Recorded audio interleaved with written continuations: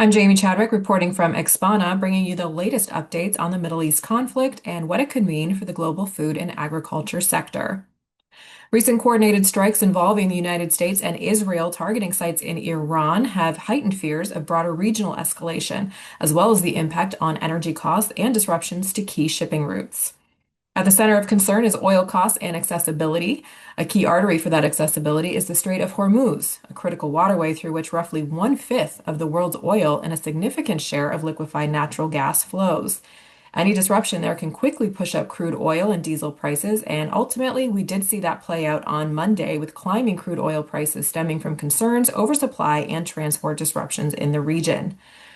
Additionally, heightened security risk can trigger war risk insurance premiums or cancellations, as well as emergency surcharges, all of which we have reports of at the start of the week.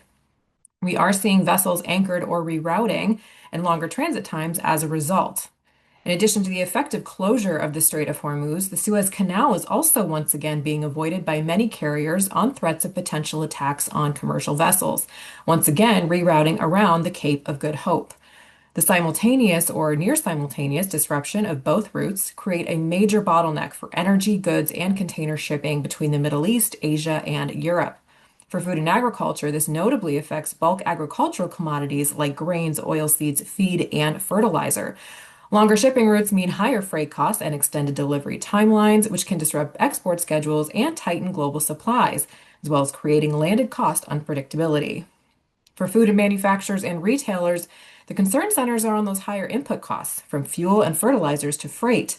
These price swings can cascade throughout the supply chain, contributing to price inflation, and companies must weigh whether or not to absorb those costs or pass them on to consumers.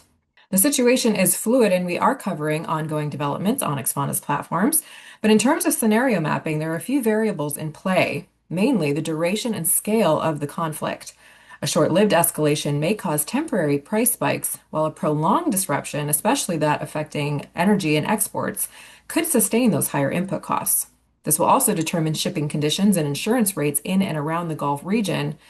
Additionally, we'll be monitoring movements in agri-food markets, including oil, natural gas, and fertilizer markets, and of course, any potential policy responses, including sanctions or trade restrictions or strategic reserve releases that could potentially alter commodity flows. Global food and agriculture systems are incredibly intertwined, and this event is just the latest stress test for those sustaining the complex network of supply chains.